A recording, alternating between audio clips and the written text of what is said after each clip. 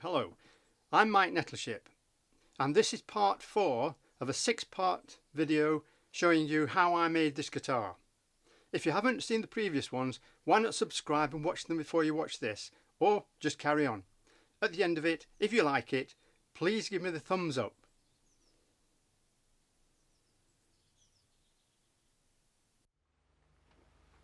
I put some glue on now. I'm going to smooth it around. Don't want to be too much on, but there wants to be enough on.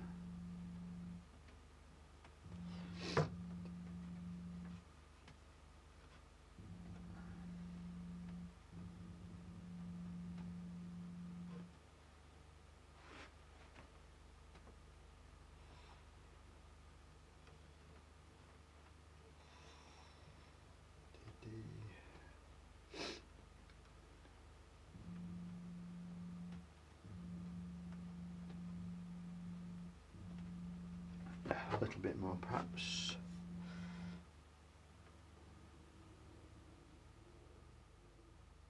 There.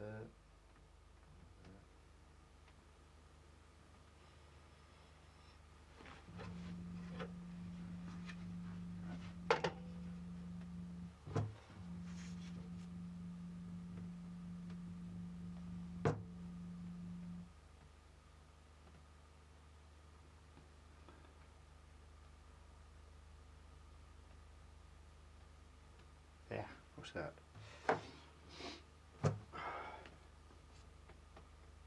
Ten more there.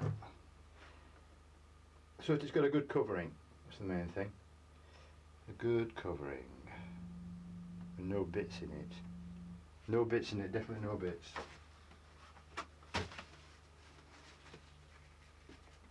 Okay. Right, that's covered. Covered there. That's in okay. Going to put this round, fitting it, making sure that the notch for the nut is in the right place, which is there.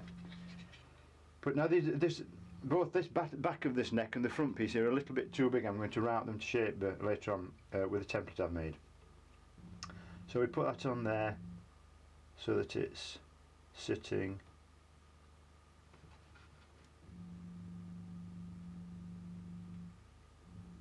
nicely. There. And evenly spaced.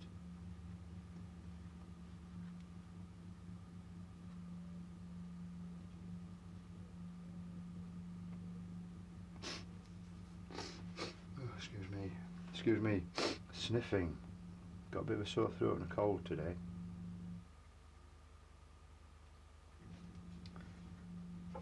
Make sure that the top bit is bigger than the back piece, so I'm just making sure that it's sort of equal at either side, so in a route it'll be just right. Now I'm going to put some clamps on it.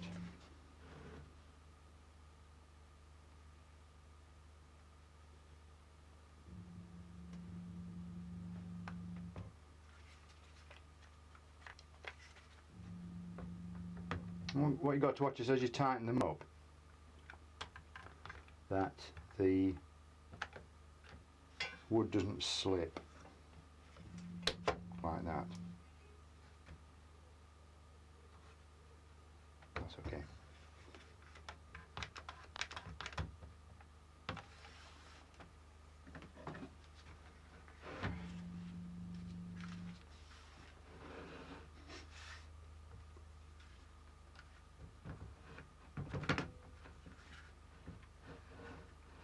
I'm going to put 4 clamps on it. In fact, I might even put 6 on. Squeeze it nice and tight. Whoa!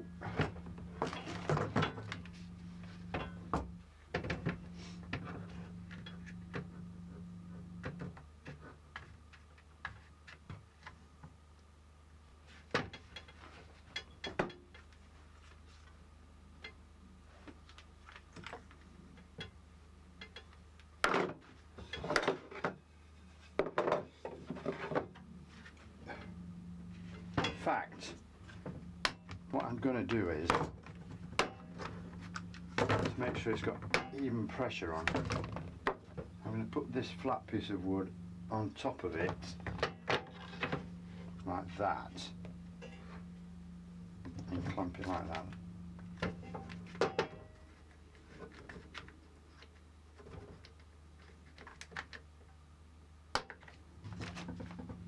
Check it's still in the right position.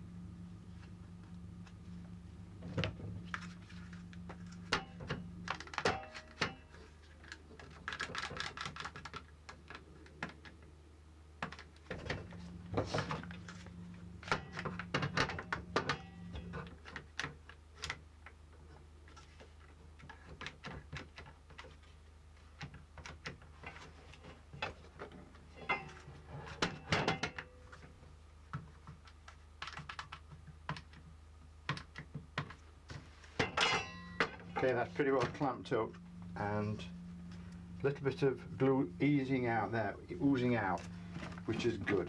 We just have to just fill in any little gaps in the edges. That's good. Okay, I'm going to leave that now for a while to dry out before I do the next stage. This is the neck, and I've just used the template to cut it to shape, and I've done it before showing you what I was doing, because to be honest I didn't quite know what I was doing and how it to work out. So because I'd cut the template, which is the bit of plywood right at the bottom, see under there, and somehow I had fixed the neck to the plywood so that I could run the router down it with the bearing cutter. The idea, of course, is that the bearing at the bottom runs along the plywood, which is the template, and then the cutter above the bearing cuts the wood above the template to the right shape. But I had to get it so that the router could slide the whole length of the wood. Now, you've probably seen me using those big black and red clamps, and there was no clamps and there was no way I could get that fitted on. And I pondered a little while how I could fit that on and then route it, and eventually I came up with the idea. I realised that the neck that I've made itself is quite a bit too long, so I drilled a hole in the bottom of it and screwed that to a piece of wood which I put in the vise, and the template is screwed to the piece of wood that is held in the vise. Okay, so now that screw holds the neck into the wood below, and at this end I found an old clamp which I don't really use very often now, but it was just ideal because it only has a very small thing at the top, and because of the angle of the neck at the top I could clamp it onto the wooden piece below. That would hold it tight at that end, and it screwed at the other, so job done. And I've been down it with the router on both sides, and now it's kind of cut to the shape that the neck should be, and the next job is to start shaping it a little bit more. So I'll get on with that now and come back to you. Just before I do get onto the neck, I'll just show you how I put this together in the vise. Get rid of that. Take the clamp off this end.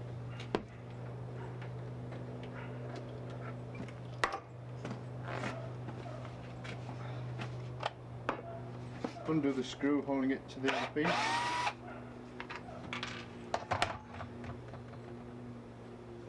So there I have the neck, nicely cut with the router on both sides, ready to start shaping it. And here's the piece of wood clamped into the vise, workmate actually, and there's the template that I made, which you saw earlier when I marked it out on the wood. It's now been cut out, of course, screwed that to that, and as you see, put that in the vise and did the rest, and it worked okay. This is the first time I've actually done this, so I'm just working it out as I go along. Hope that bit was helpful. After shaping this with the router, I've just been kind of doing some finishing off on the head here. So I've filed it more to shape and smoothed the edges, so we've got the finished shape. Really just want sanding down, but now I'm going to go on the bit which I'm dreading the most, and that is shaping the back here and taking all the corner off. Well, maybe that's not the one I dread most. Maybe the one I dread most is putting the cutting for the frets, but doing the neck is quite difficult actually, and I'm just using the tools that I've got. So now I've got to cut this down. It would be great if I could route it, but unfortunately the cutter that's big enough to put this curve on costs, just the cutter is £140 or more, and the cutter used for this is also a 1/2 inch shank for the router, and my router is only a 1/4 inch shank, so that would mean I have to buy a new router, plus, which would probably cost me £70, plus a £140 cutter just to do that. And with my recent experience of cutters cutting the groove out for the truss rod, which wore one brand new cutter out, tungsten carbide cutter, I'm not really sure I want to pay £144 for a router to do that, because it might be blunt by the time it's done that side. I might need another cutter to do that side, so I'm going to have to do this the hard way, which means filing it and cutting it with the surf on. So I'll get on with that now and keep my fingers crossed.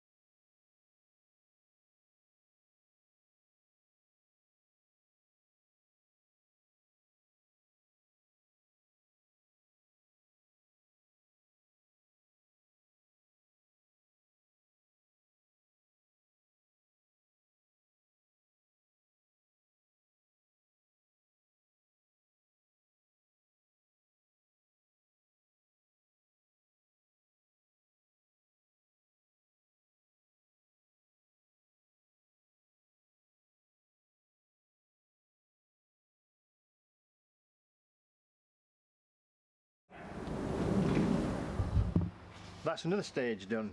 That's the neck shaped, planed, filed, sanded, and it feels not too bad at all. In fact, that was a little bit easier than I expected it to be, and I'm really well pleased with the results. So here's the neck so far. Smoothed off, shaped, and now usually when you've got electric guitars they've got a slight curve on this face, and I haven't got a tool to put that on, and after going to all this trouble and the hours I've spent making this neck, the last thing I want to do is bugger it up by trying to put the slightest of curves on there. And in actual fact, I think I'm right in saying that classical guitars, maybe some, only some, but classical guitars don't have a curved neck, and I suppose there must be some advantage, or they wouldn't put curved necks on them all, but I just can't see what difference a curved neck would be. You know what I mean?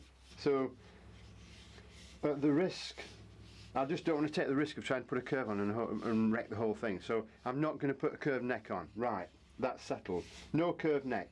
So the neck, so there's no curve on this edge.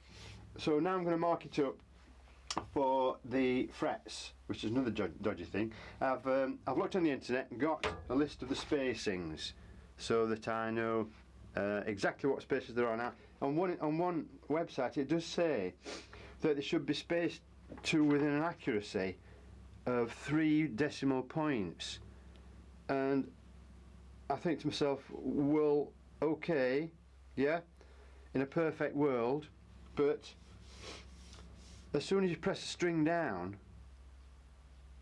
you know, it like alters the tone. If you press it a bit harder, then it's a little bit sharper. You don't press it quite as hard, it's not as sharp. So I know this is really important and I'm going to do my best to get it, but how can you possibly, unless it's done by computer, and I know some guitars are, how can a human being possibly get a rule like this, get a pencil and go down putting marks to within 3 decimal points of where they should actually be? I think not. So I'm going to do my absolute best here, working to 2 decimal points. And of course that relies on the pencil having a perfectly sharp tip and me marking it in exactly the right place. So anyway, all I can do is my best, and when it's all finished we'll see just how good I did do when I try and play it. So I've got my rule here with all the markings on, which is dead handy. I only bought this the other day just for this job. I thought that looks, it could be handy. It didn't cost much. Just about £3 from Wilko, I think. Oh yeah, Wilko, there you go. No, I'm not advertising Wilko. Nothing to do with Wilko. So, actually, what I've done, I've marked this already. I've cheated a little bit like I've done with some other things. So I've gone down, I've put a mark on one side where all the frets go. And, just as a check, I've got this old Fender neck. I bought this for £1 off eBay. It's knackered, but I can use it as a reference, you see. I didn't do that, not responsible for that rubbish.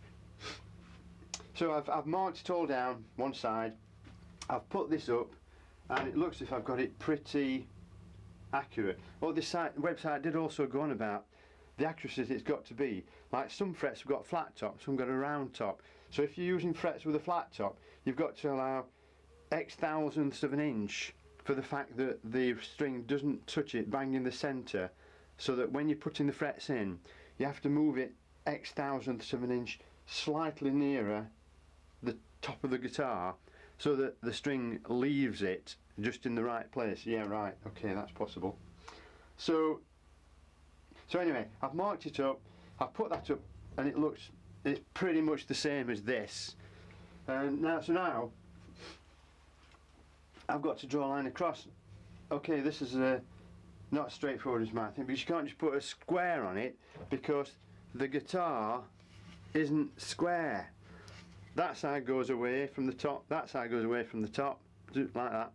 So you can't put a square on. So now what I've got to do is, I've got to mark the other side of the board up. So what I'm going to do for this, is, okay, I've done the one side, I'm going to put that down. Oh, I've got some bits of masking tape here.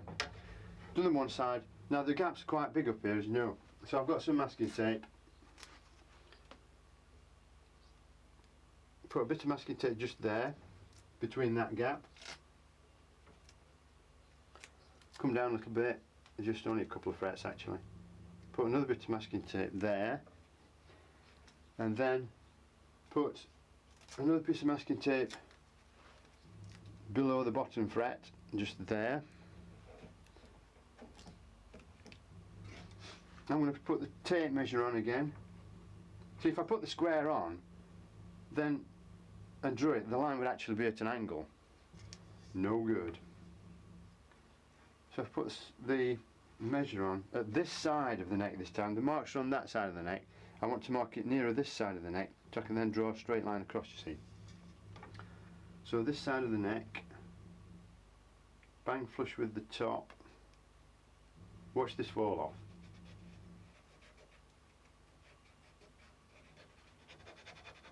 sure it's stuck.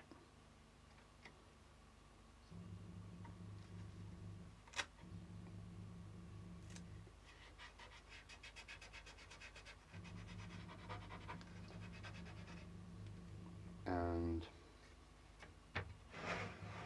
down at the bottom.